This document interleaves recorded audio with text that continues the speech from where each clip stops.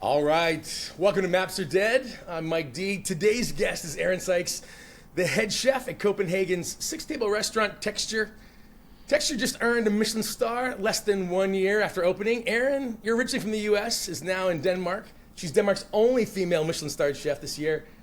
Wife, mother of two, and often talks about trying to put those pieces together and how you actually can have a high performance and have a family, if the conditions are right. But I got to read, Erin, before we dive in, I have to read. I saw this morning you posted, you posted about the restaurant on Instagram, the Michelin Guide, and you guys, before I even let her go here, you got to hear this.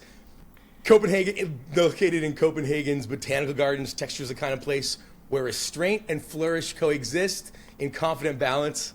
French-born chef Karim Kouani and head chef Erin Sykes deliver a Michelin-starred tasting menu that drifts between French precision, Italian softness, and the spices of his North African roots. I mean, Erin, I can't believe you're making time to talk to me today. You're amazing.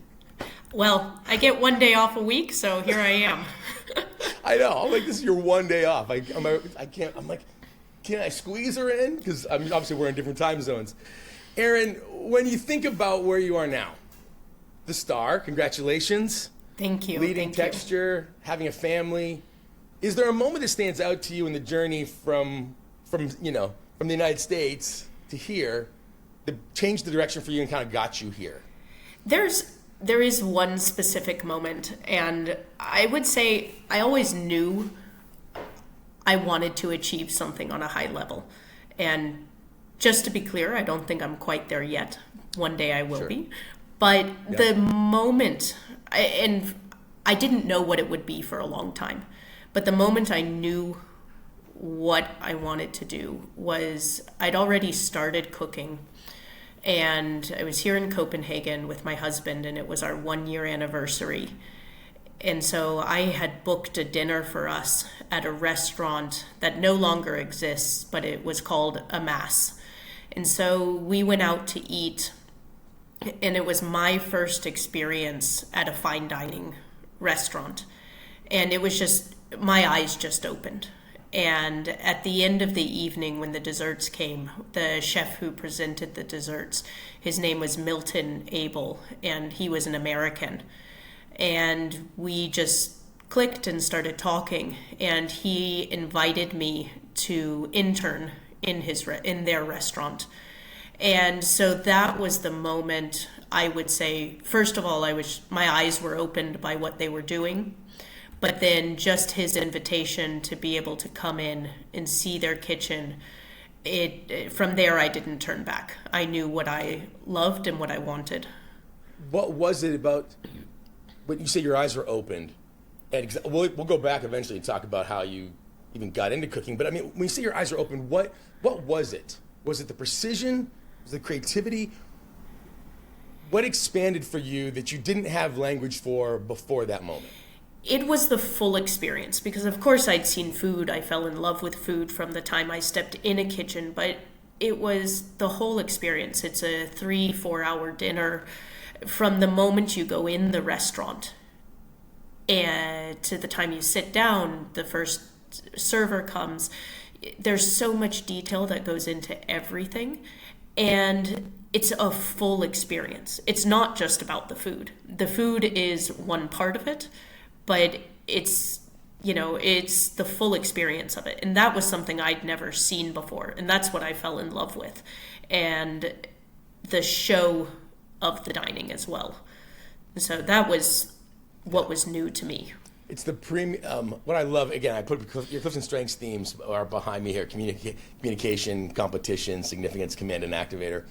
One thing I love is that there's a thing within Clifton Strengths. There's 4 domains, and yours, interestingly enough, fall all within what we call influencing themes. But significance, especially with communication, there's something about a premium experience. Yeah. And that appreciation of a premium. Erin, what's interesting to me, though, is that the appreciation of premium is definitely there, but it requires such attention to detail that I think you probably care about details, but how do you go about creating? Is it hard to create that? It's one thing to want it. It's another thing to go, how do I create that premium experience? Do you plan? How does your brain approach that premium experience when you're kind of thinking about that? I think it's actually taken many years to get there because, of course, when I had that epiphany that this is what I wanted to do, I was very new in cooking. And so I had no clue how to get there. You know, How new I were just. So people know, because people have this assumption, right, about Michelin stars, about chefs in test. You know, when you're a tasting menu kind of a restaurant like Texture, people have these assumptions about how you got there. How new were you in cooking when you had this epiphany? So I didn't start in a kitchen until I was 25. And so this was I would say my first year of really cooking when I had this epiphany. And so at this time I was working in a very small cafe doing very cafe food. And then when I started the internship at this restaurant to Mass, I would go there on all my off days. So for about a year and a half, on my off days from the cafe, I would go and work at this fine dining restaurant.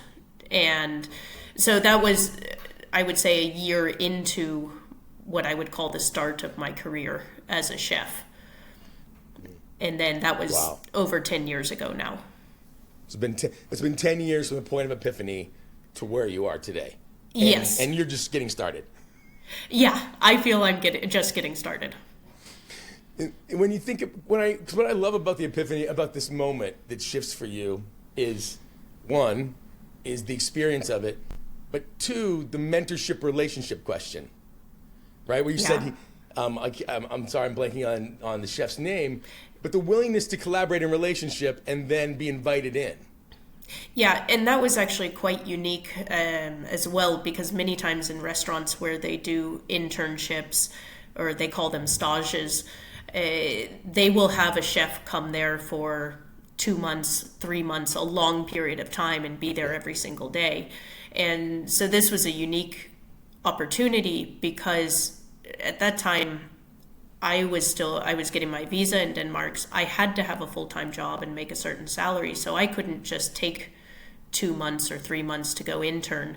And so this chef and the head chef there were nice enough to allow me this opportunity just to be able to come on off days and when I could fit it into my schedule.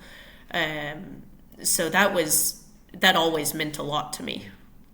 Yeah, that willingness to invest and sacrifice. Yeah. Yeah. People, I have command like you in my top 5. And so that to us speaks the most. People that are willing to kind of walk beside us or walk ahead and kind of give us feedback backwards. We naturally gravitate.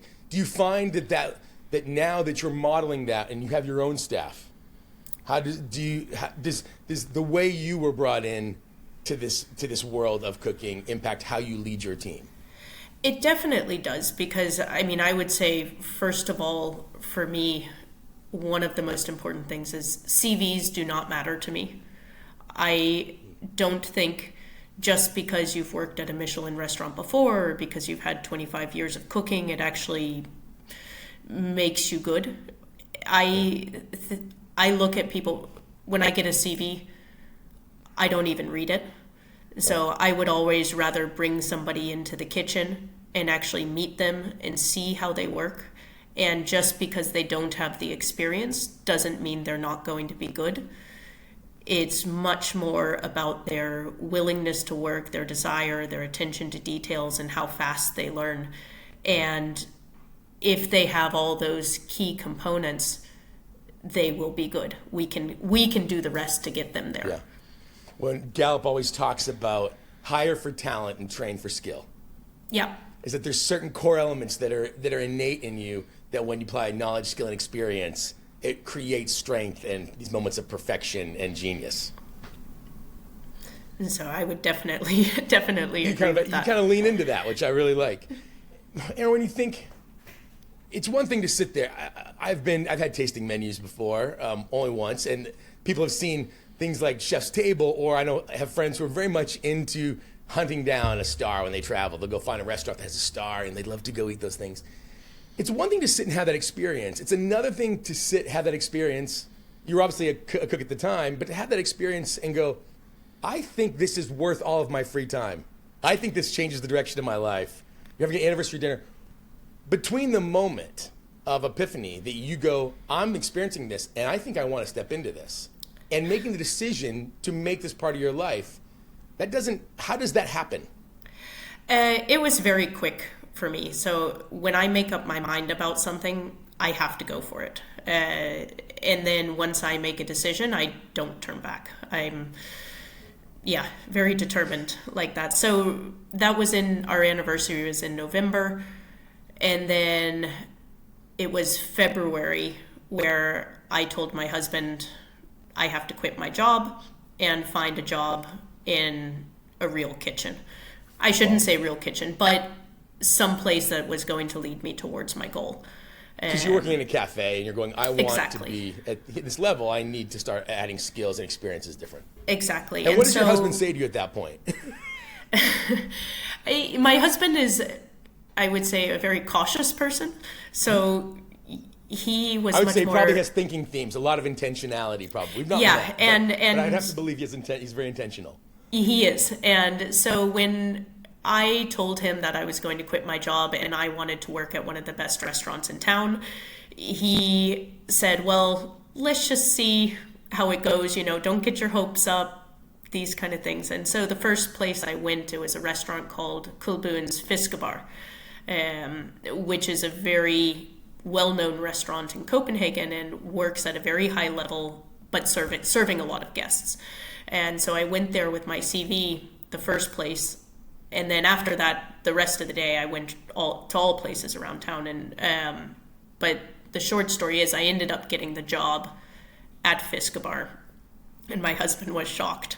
And so, and by any, I guess by circumstance, or if they had looked at my CV, I mean, I did not have the skills actually to cook on that level at that time. I really think, and one of the sous chefs actually told me the only reason I got the job there was because I did intern at a mass, because that was, and so after that, I got the job there. I really had to buckle down and work hard to get, to learn. And because you literally did learn, I mean, over this 10 years, you learned on the job. Like, it's not like you went away to culinary school, studied for 5 years, and came back. You actually, you learned through these internships and working. I did. And that was, I would say, Fiskebar, I was there for 2.5 years, and that was the most intense period, I would say, in my cooking career and learning. And I failed all the time. Constantly, every day was a failure, and you had to get up and do it again and be better every single day. And every day was a reminder that you're not good enough, but you have to keep fighting for it until you are. Where does the fight come from, Erin? I would say part of it comes from my parents, and part of it comes from me personally. I never believed I was good enough. And I always wanted to be better. So I was never very good at school and never really fit in on that academic world. And I had a lot of teachers at that time tell me, that I wasn't smart, and Erin, in case you're wondering, you're not smart enough, Erin. You're not smart. Yeah, that's what I was told. And at the same time, I had very high achieving parents, and I think it was tough for them to see me not achieving in school. I was very good at athletics, but I would say that's where my drive came from. Also just to prove people wrong. That was one of my main things. And so true. I would also say, actually, that was one of the biggest things when I became a mother, because I had a lot of people say to me that once you become a mom, your priorities are going to change, or, you're not going to be able to do this. And that was one of the main things. I wanted to prove people wrong. And so... Yeah. In fact, as I was looking up and digging through things, it stood out that you've made a point to talk about, people are going to tell you this is what is possible and this is what is not, that you can't have a family and you can't be a high-performing, chef and other things, right? I mean, that must drive you crazy. I hate that. I absolutely hate being told what I can and cannot do. And if somebody tells me I can't do something, I'm going to prove them wrong 10 times over. And that's been something for me that has, I think, helped push me to where I am now. And I would certainly say in the past few years, once I became a mom, that, you know, I have had other colleagues or people, even in family, different people say to me that I should focus more now on my home life, or that I won't be able to do this job because it'll be too many hours, or these kind of things. And of course, I've also had people support me, so it's not that every voice was pushing me in one direction. But it's interesting with your profile, those voices can be, in right doses, those voices are very helpful, right? In some ways, because they challenge, especially with competition. Most people, it's like when there's not anything to prove or a judge to overcome. People with competition are like, well, is this really mattering? You need just enough, right? We need just enough of that challenge to keep us healthy. And it's great because I hate it, but I love it because I also love to show people they're wrong. That sounds bad, but no, it doesn't sound bad. It sounds 100% right. When I deal with that, we deal with high-performing athletes on my team. We deal with Olympians and professionals. They have a very similar story, most of them, of something they wanted to overcome, or they had tough childhoods, or they struggle with learning disabilities and all kinds of interesting things. And there's this element of, I want to prove something to someone else or whatever. That balance, it usually drives high performance. Erin, how does that tension live though? Because there's that line where you're like, I can't live in that all the time. Like, where's that line for you? How do you live in that tension of proving something, but also going, I have nothing to prove? That's actually very hard. And I've had this conversation with my mom a few times over a number of years, also before I was a chef, when I was a swimmer as well. And because I have this drive in me that I constantly want to prove something, and I constantly want to work and be better, and I'm never satisfied where I am. It doesn't matter what I've achieved, I'm not satisfied. And so the conversation I have had with my mom is, there is part of me that wishes I could be satisfied sometimes. There's part of me that wishes I could actually just relax or take a step back and say, hey, you did a good job today. But I think in the past few years, I've also come to the realization that that's just not me. And I also need to be okay with myself, being unhappy with myself, if that makes sense. Yeah, it completely does. And I think to kind of stick in on this point, it is that, because your profile is one that has a posture of wanting to grow, wanting to do things that matter and last, and so that can naturally create a drive to focus in on what is next, what is more, and what does that look like. And I think people try to solve that feeling. And actually learning to live in that tension of going, I'm designed, I would say in some ways it's equivalent to being, man, when I go to get into a car that I'm too tall for, I'm not tall, but if I was, I'd be like, man, I kind of wish I was shorter so that I could do X, Y, and Z. And there are moments when I would have to imagine your brain goes, man, I wish today would simply be enough, but I can't not know that tomorrow's coming. And I can't not know that there's more to do. And making peace with, I can feel it and be grateful for it, and not necessarily have to do anything about it. Picking what it is you choose to do versus going, I have to do. That's an interesting way to kind of sit in it. And I think you described it very well right there. And it's also something that's become easier as I've gotten older. Just, I would say, with my career, I also have more options. I get to decide a little more on what I want to do and make things happen more myself, instead of always having to follow somebody else and feeling held back. So I do think it gets easier as I've gotten further along in my career. Erin, as you progressed in your career and we get to this moment, you even said in the opening when we first started talking, I've achieved, but I have lots more to achieve, basically. People have this sense, we call it the arrival fallacy, the fallacy that when I arrive at a point of destination, accomplishment, that, well, then I'll relax, or then I'll feel this way. The day before you have a star and the day after, like, how does that change at all for you? I think that the biggest thing for me when we got a star was just the fact that, first of all, it still meant I had a job. And then Yes, secondly, restaurant's still running. It has a future. It just means that we get to do more. Like, you know, we can pat ourselves on the back for a few minutes, but the exciting thing is, like, we just get to keep doing more and build upon that and grow from that. And then I think a lot of more opportunities will come. And there's many more things I want to do as well.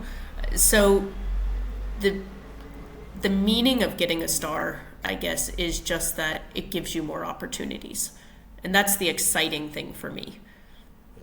Yeah, the doors that open. And that's part of what I love about how the significance command activator part of your brain works, is that it understands that it's leverage for a future. It's a vehicle.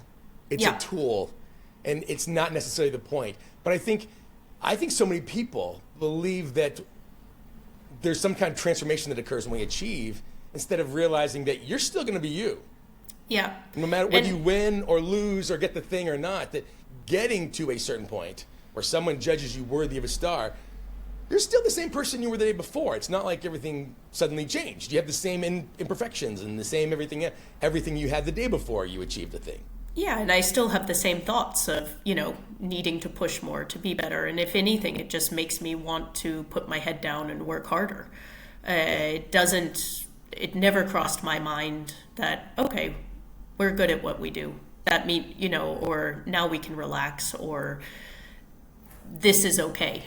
So it just means, we have to be better. When you think about, I think, because again, the whole concept of this podcast is maps are dead, meaning there's certain moments in your life where no one can give you a map, and the maps you have don't work because you can't navigate your life on someone else's opinion, or because the world has changed so much. When you think about the risks, you had this moment, you have this thing inside of you that says, I think I want this. I think I want this different experience. And you begin making choices in that direction. Where the trust it takes to decide that in relationship with a spouse, to decide that as a person living in a different country who doesn't even have the visa paperwork to be a permanent resident yet in that space. You're working full time. All the pieces that go into that, where does that trust come from? I think it's trust in myself. I feel like from a young age, I did a lot on my own, and I traveled a lot. I wanted to leave the country as soon as I was old enough. And I traveled many places around the world. I lived in India for a year. I lived in Ecuador by myself. And, you know, I've certainly gotten into some bad situations, and I've always gotten myself out of it. And I think I've also just learned to trust myself. I think that's part of it. And then also just that need, I don't want to be told what to do by other people. If I fail, I want to fail on my own. I don't want to fail because somebody else has told me what to do and I've put my eggs in their basket. So it's not always been an easy road, for sure. But I think that is the main thing that I've learned, that I can handle things from a young age. When you think about, because that as you talk about being able to handle that, and you mentioned earlier, you fail and you fail again, and you try and you fail again, and you make mistakes when you were kind of just when you were coming up and you were learning. Where has the confidence, do you remember when you started to make peace with the fact that things go bad, you have to fix it, that failure is part of the story? I think I always love fixing things. I don't think I would say I've ever come to peace with it, because even now when I fail and when I make mistakes, you know, it burns inside. I hate it. But at the same time, I know it's part of the process. And I've also been able to see now over the years where those failures lead. And sometimes when you're in the moment or when you have a setback, for example, I was actually fired from a job one time. And I thought, at that time, I thought it was the end of the world. But it actually turns out it was one of the best things that could have happened. I probably wouldn't be. Why? Because first of all, I was not the right fit for that job. And it was putting me in a position, or I was in a position where I would not flourish, but I kept pushing and pushing. And I would say, I mean, that's why I would say I was fired, because I was constantly pushing too much. And so at that time, I thought that was the end of the world, because I was fired, that nobody would hire me again, and that it was, it just everything that goes along with it. And then I was, of course, right after that, the next day, actually, I was able to get a job as a head chef at a small restaurant. And from there, I was able to grow and get to where I am today. And if I hadn't been fired, I probably wouldn't have got that other job that I would say led me to where I am, the steps to where I am now. But at that time, when you're in something horrible, it's hard to see, I couldn't have envisioned three and a half years later where I would be. Yeah.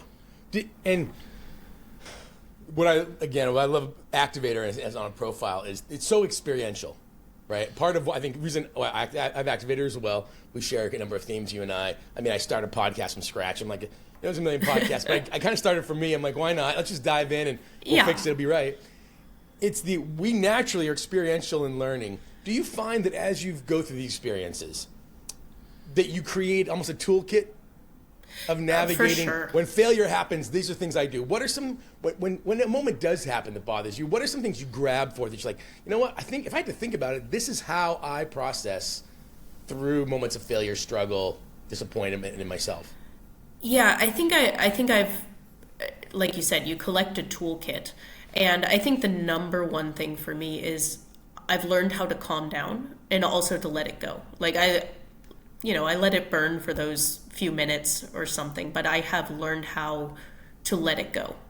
And that's the most important thing, because you're never going to move past something if you aren't able to let it go. I have a friend who says I put a timer on it.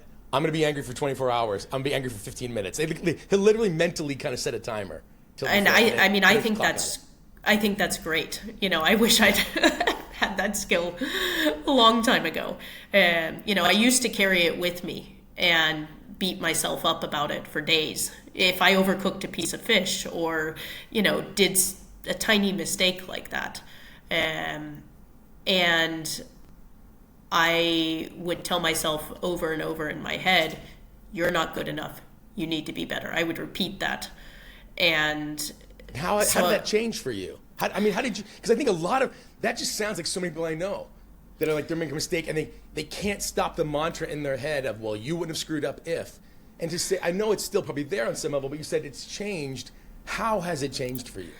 I would actually say the biggest thing that's changed for me is having positive people around me who have actually said to me, Erin, you are good enough. Or in that culture in the kitchen, it can also be very tough. And so I definitely for many years around me had people who were telling me I wasn't good, who, I was afraid to come to work some days or these kind of things. And so when you are in that environment, it's also easy to believe it. And so at some point, I had a wonderful head chef at Fiskabar, and somebody who really mentored me and I guess saw potential in me. And so with him, that was the first time where I could, even though I'd had that epiphany before, but he made the dream seem possible.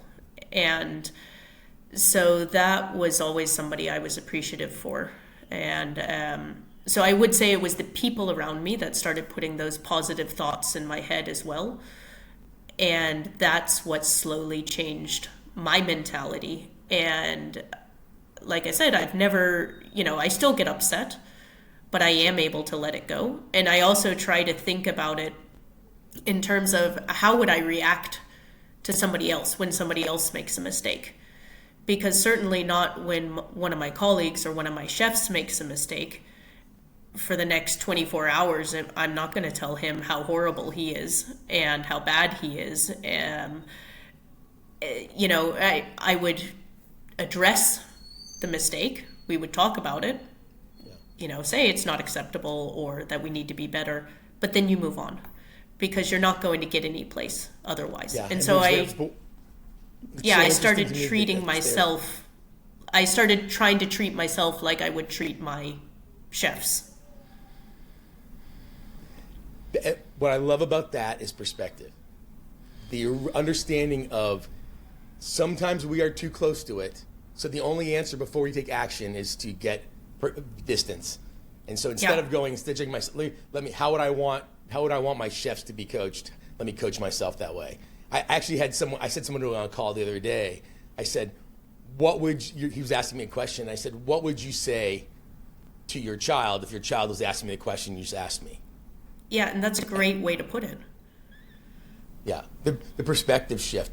But Erin, because it's starting to be a theme for me, is that obviously this drive and hard work and passion of a thing that catches your attention, and then the relationships and communities. When you look at Clifton Strengths lists like this, it's very influencing. It's not necessarily deep relational. It's not necessarily empathy and positivity.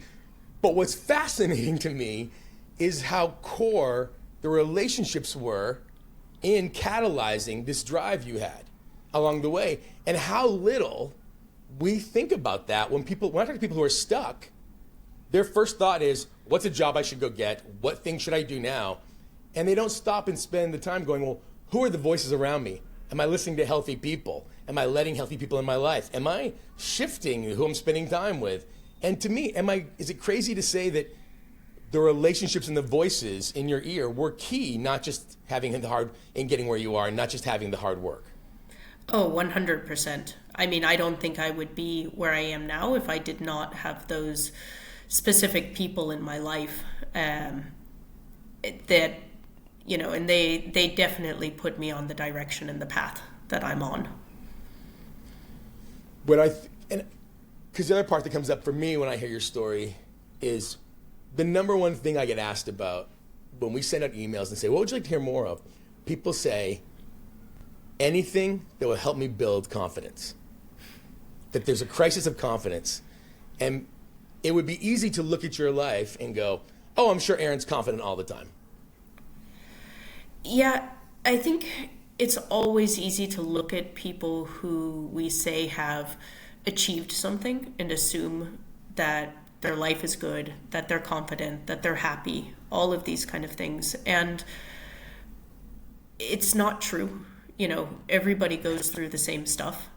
So just because I have a Michelin-starred doesn't mean that I don't have a failure of confidence or there's days I'm not happy, all of these kind of things. And the biggest thing, and it kind of goes back to what we were talking about earlier, you can have confidence in yourself, but having the right people around you is one of the most important things, I would say. Those voices as well, that having the right people in your life, and also being able to make those decisions of when do you cut somebody out of your life.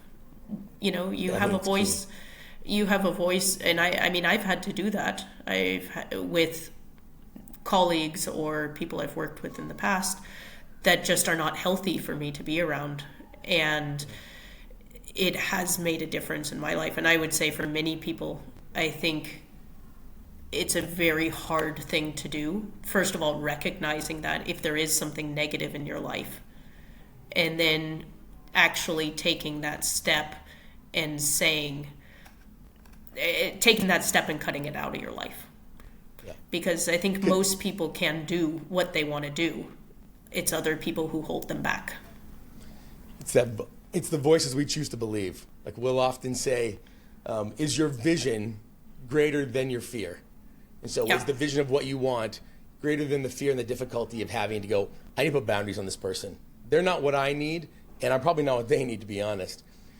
And so, it's the ability to step in and say, I think with intention, not just who I want, but who do I want to come with me on this journey? And being okay going, sometimes relationships aren't forever, and they're only moments, and we can let them go. But Erin, one thing that strikes me in your profile is it's high performance, and it likes to accomplish and do things that measure in the world. You have a lot of life to live. You have a young family, and you have a young career. I mean, yes, it's been over 10 years since that epiphany moment, and yes, you did just accomplish something. How do you dream now? When you think about your future, what's the source of that dream? So I would say, I definitely have some very concrete dreams. I have a few visions that I want to fulfill. The immediate one, of course, is at Texture. We want to push for 2 stars. That it's always the goal to do better. I also have visions that I want to fulfill of a restaurant one day. But beyond that, there's many things that I want to do that are also outside of the restaurant world. And there's many things I want to do with also inspiring other people, helping other people to reach their goals. And I think that's one of the more important things, because cooking at the end of the day is just cooking. It's just food. But if you can inspire people and you can help them towards what they want to do, that's something much, much more important. So eventually, I want to be able to create a place also where people can, what that original chef did for me, I can also do for other people. Yeah. And I have a lot of, we're not going to go into details, but I have a lot of ideas on it that will get worked out in the future. Somebody once said to me, the greatest calling in someone's life may simply be to help someone else find their calling. Yeah, and I think to me, that's so important as well, to be able to help the other people around us, whatever their goals are, whatever their dreams are. And, I've had so many people in my life as well who have told, like we talked about in the beginning, have told me that I couldn't do it, or I wouldn't make it, or wasn't smart. And it's something I don't understand, telling people they can't do something. So I always, if people are willing to work for it, I want to be able to help them achieve it. And whether it's in the restaurant world or outside of the restaurant world. So that's what I hope to be able to build towards. And I don't quite know the path yet. Like you said, there's no maps. But I also know it will unfold. Legacy. Yeah. The good news is your strengths and talents are naturally in legacy and creating impact in others and beyond yourself. And that's one of those things of you'll discover it. It'll take time, but you'll discover that. What I love too is that when I met you, we met a few weeks ago, about a month and a half back now. And it was the weekend, and someone's like, "What are you doing this weekend?" You're like, "Oh, I'm throwing a small backyard dinner party for my neighbors." And I remember thinking, okay, the professional chef is going to go home and cook for people. But it just struck me with communication that expressing and sharing joy in whatever form and creating environments, that's key. Is that a joy for you? Getting to because you're doing it even when you're not working. Absolutely a joy for me. It was in that small backyard barbecue, ended up being around 60 people that came. And look, when a Michelin-starred chef invites me to a barbecue, word gets out. And I'm bad at keeping things small. It always starts off as inviting 2 people, 4 people. And by the time half the neighborhood, all my colleagues are invited. And it just gives me absolute joy to see that other people are enjoying themselves. And I don't like being the center of attention, I would say. I like just being behind the grill and then letting other people get to enjoy their day. So getting to do something like that is just fun for me. And, this weekend I'm doing cakes. I have to have them for Saturday, but I have some neighbors also who have birthdays, and I'm doing 2 cakes for them this weekend. And so when I get to do stuff like that, I'm happy that people want to ask me and want that I get to be a part of it. In the dive into your in this kind of the last part of our talk, to dive into I just want to hear some creativity pieces. When you think about the elements of how many courses are in a tasting menu, like right now, the one at Texture? Yeah, so I was actually listening to something yesterday, which I find very interesting, this idea of peaks and endings, where, whether it's giving a speech, whether it's acting, a singer, performance, whatever, you have the start, and then you have the peak, and you have the ending. Right. So nobody is going to ever remember every single moment of a 4-hour dinner. They are going to remember when they came into the restaurant. They're going to remember something probably from the middle, the peak of it, and then the ending.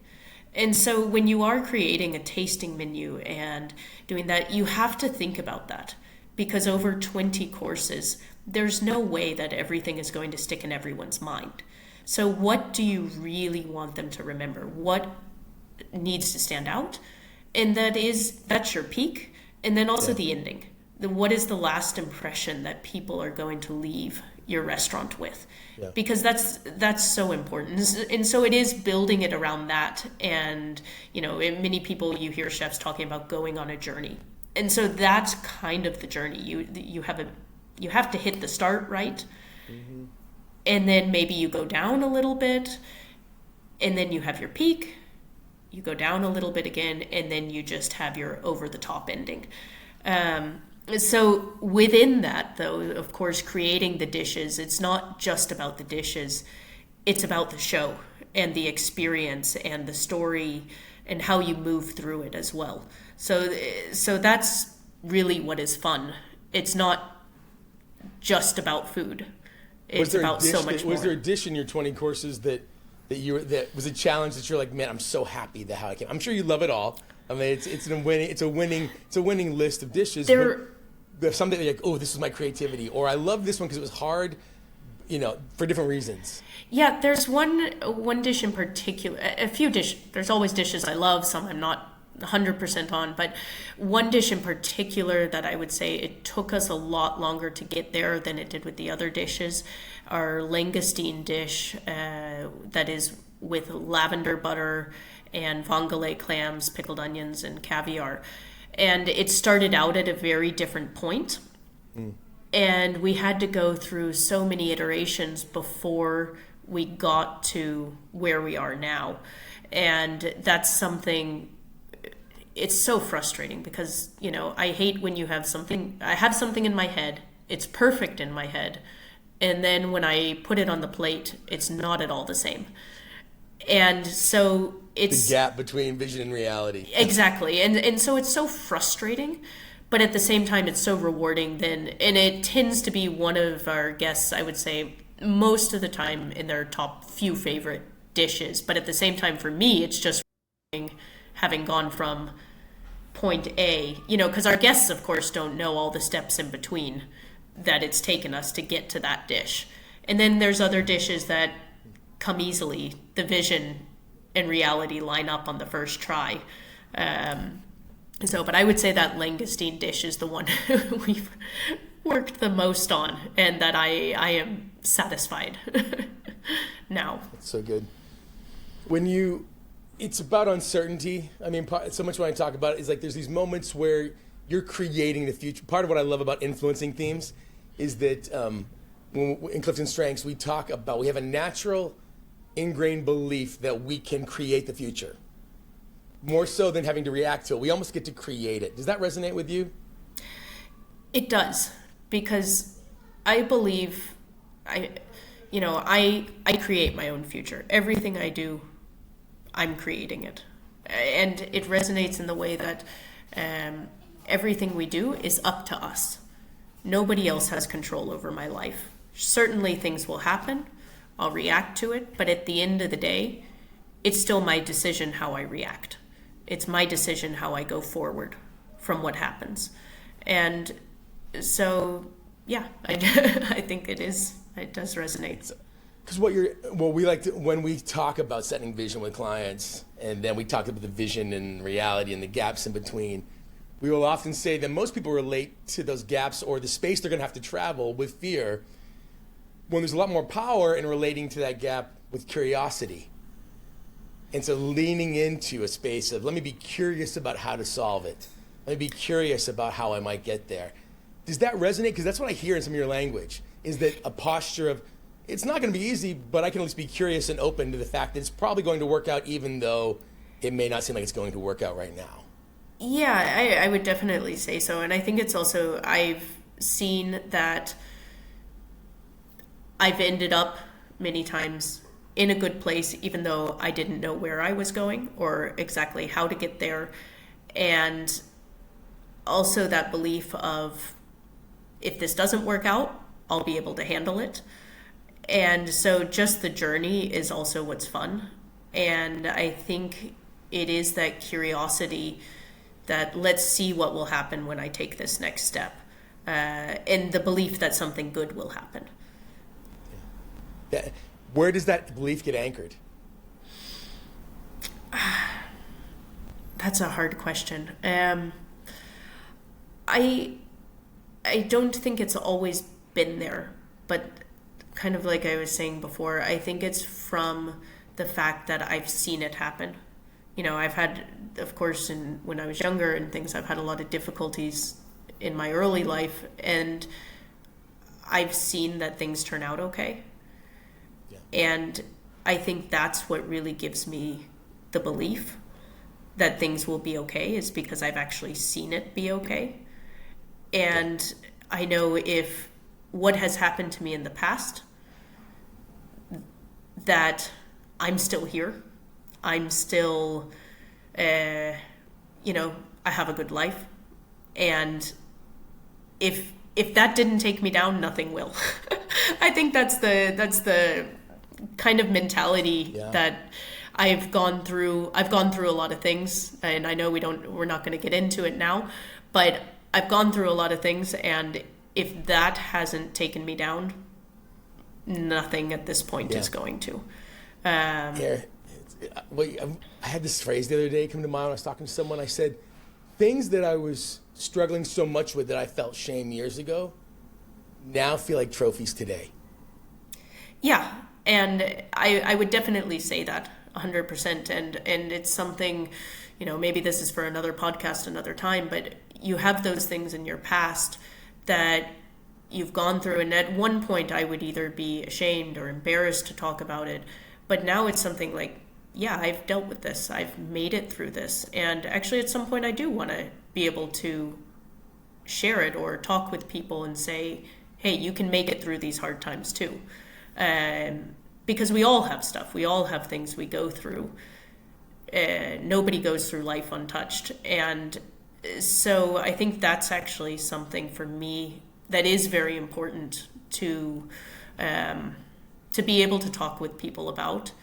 And that's what, like you said, I don't know if they're necessarily trophies, but at the same same time, they are nothing to hide from. Right. And because everything builds us, everything makes us who we are. And so those experiences, those things we go through in life, it is something that it gets us to where we are. And I do think it's also able to be okay sharing those things. And I'm sure other people's gone through those experiences. And when they hear it, they hopefully will also know that it's okay. And so. Yeah, it's so, if I was recapping your story and I'm listening, I'm going, Erin's living her life in Denmark, has a moment that kind of redefines her imagination and experience, creativity, then goes on a journey to find the voices that'll help her reframe what she believes is possible, and literally endures 10 years of going from not knowing to knowing, gets recognized in some ways, but simultaneously has realized that a big driver is resilience. So I hear like this experience, relationship, and resilience, and yet I feel like we're barely a third of the way into your story. Yeah, and that's how I feel too. That's like I said, I feel like I'm just at the start of things. I have so many things I want to do and achieve and help other people with. So I just feel excitement to get started. When somebody takes that away, they're gonna take your story and they're gonna be inspired. You're like, listen, if everything you read about me and all the stuff you hear, this is the thing that I hope you can remember for your own story to navigate, like I'm navigating a little bit. What's a linchpin that you're like, I hope they hear this? I hope that everybody knows that they are probably stronger than they actually think they are. And I think that's the most important thing, that you are strong, believe in yourself, follow that belief. Because we all feel weak, we've all been tread on, but you are strong enough to bounce back. That's so great. Yeah. I think for me, this, like I mentioned, the putting yourself in experiences to get new language, like experiencing this pivotal dinner with your husband on your anniversary, taking the time to then go, I'm going to sacrifice and build a journey with that, while keeping in mind living in the tension of I'm resilient enough and I've done hard things, and keeping that memory, like remembering resilience more so than trying to be resistant to things. It's a key part of the story. And yeah, man, I can't thank you enough for being willing to invite us in. So we have so many assumptions. It's great to hear the story of success from the inside, even as you're building future success. And thank you, Mike, for having me. It's been a pleasure coming on and talking to you. Thanks. I can't wait. I'm going to try. I'm looking forward to getting us. I'll put the reservation the 6 months in advance. Or how many months out are you guys now? With 7 tables and everything. It's got to be out there. Yeah. So definitely the bookings skyrocketed right after we got the star. Of course. So next time you're in Copenhagen, I got to get it. We'll save a table. I appreciate it. We'll get it out there. If you are at home, I hope that in Erin's story you have heard the elements of, you need to open yourself to experiences, and you need to let yourself be moved by a moment that is not just, this is a great night. I love that about Erin's story. The ability to kind of let that soak in, and then making choices. Also, you're stronger than you know, and you can do hard things. And I think you can be confident, step into things courageously. If you are wondering about where your life is, hey, just want to let you know, in the description below is a link. We have a little thing we call the Clarity Compass. It's just 5 questions to ask yourself to find out maybe you should make a change or not. It's literally something I created because people would want to know, hey, what should I be asking myself even before making change? Download that. Also, everything you do, 5 stars, likes, reviews, sharing with a friend, it all matters. Let's us find new people. We appreciate you guys today. Erin, thank you again. Any time you give up your time, it means the world to me. So thank you for being here. And thank you so much, Mike. See you guys next time.